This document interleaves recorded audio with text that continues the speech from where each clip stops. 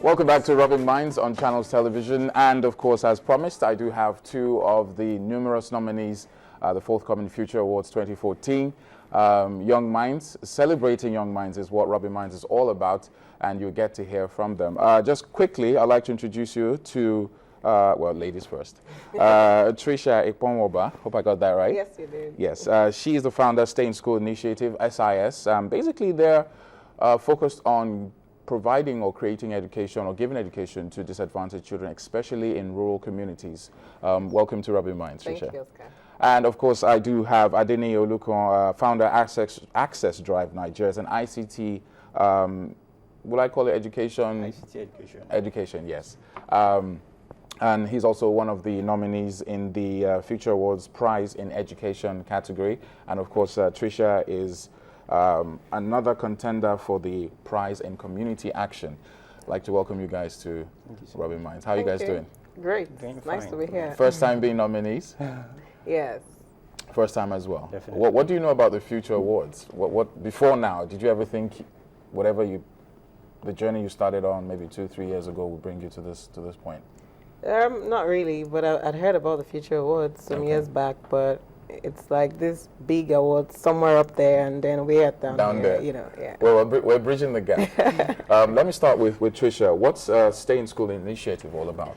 Okay, so Stay in School is an education intervention project, where we try to create education opportunities for disadvantaged children within rural communities in urban centers.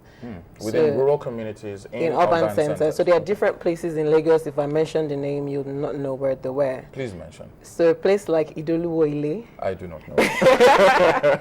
It's a riverine village, so it's accessible via water. And we're in Ijora Badia. We're in communities where people do not focus on. And there are many children there who are out of school. So they are within primary school age, between 5 and 14, and they do not have access to primary school education, despite the fact that it is free. So we provide education opportunities for these children. How long have you been doing this? A year, 7 months now. A year, 7 months. Yes. And how many students, off your head, would you say? We have 200 children that we've put into school.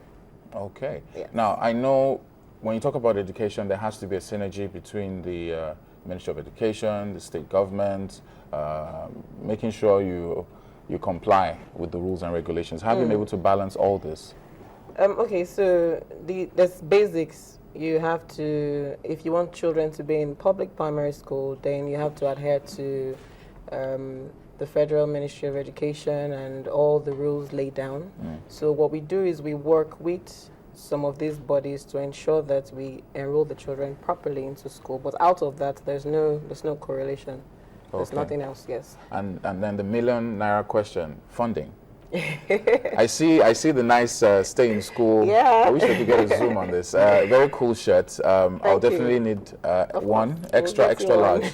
That's my size. But a year and a half, how have you been able to sustain this? This is what you do full time, or you have a day job? No, I have a 9-to-5 job. 9 to 5, yeah, okay. I'm a brand consultant. Okay. So I do this because I happen to work on the project where I was interfacing with public primary school children in 2012 for one of my clients. And then I realized that many of these children are not in school. So you have their names on registers, but then when you get into the classrooms, they are not there.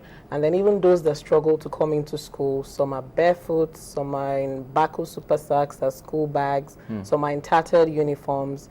So I realized that I needed to do something because I have friends who are well-to-do, and if you contribute some little money and I contribute something, then we can help some disadvantaged child out there. So that was how Stay in School started. Funding is tight, because over the years, charity has been bastardized by Nigerians, so people do not trust that the project is authentic or all of that. But we've been sustaining it from individual funds. Now, when I look at you, Tricia, and I look at Nii, I see a marriage made in heaven, because his is ICT education and yours is providing education. So tell us more about what you're doing with Access Drive.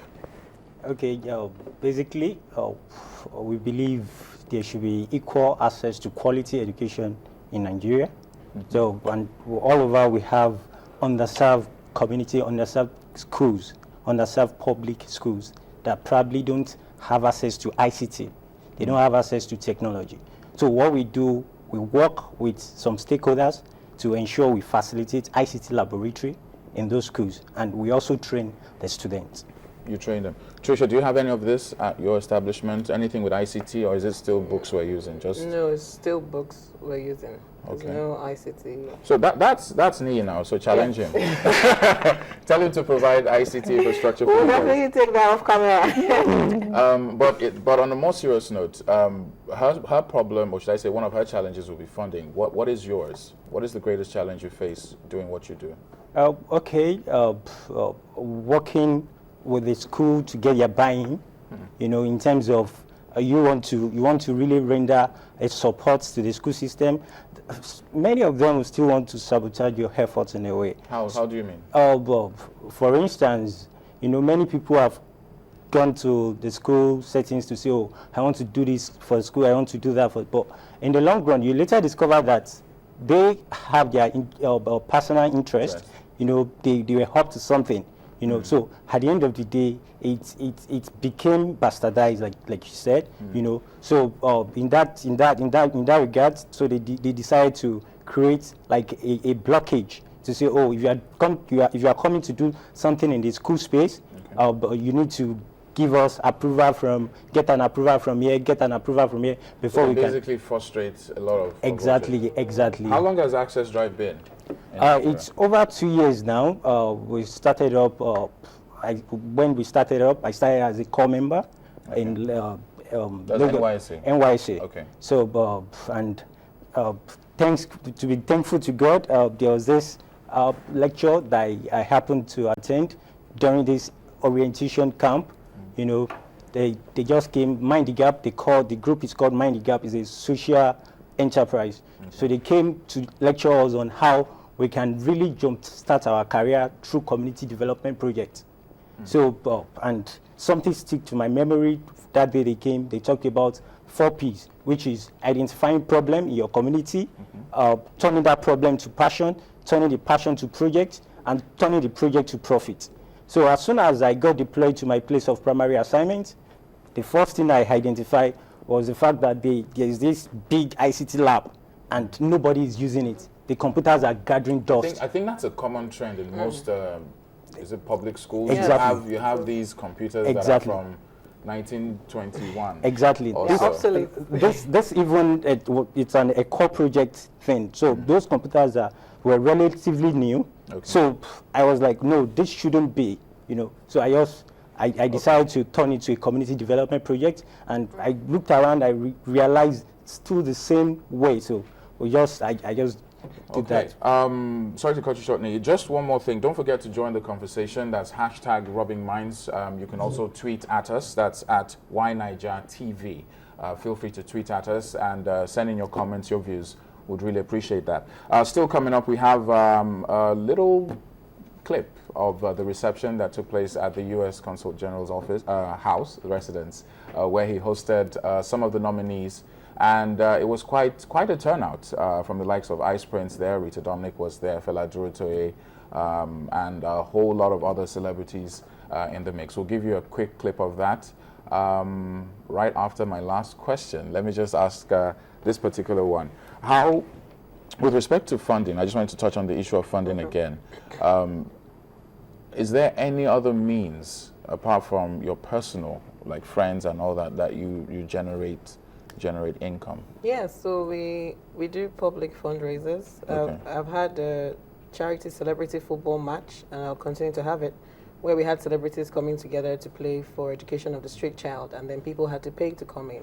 So yeah, we raised some funds from that. But what I wanted to say was funding is not really our major challenge. It's the buying of the parents. So most of these parents, I think buying seems to be an issue, because yours is buying of the schools, yes, yours is buying of the parents. Most of these parents, they bank on their children for financial support. So these children are either selling for them or generating some sort of income. So removing the head of the home and saying he has to go into school, it's a bit of a challenge. So we had to create an incentive for the parents. So if you send your child to school through stay in school, we'll feed that child in school every day. Okay. So that has seen more children come into the project. Okay, we'll be back after this quick break. Little clip of the nominees' reception that occurred at the U.S. Consulate's residence. It's still Rubbin Minds on Channels Television. Stay around.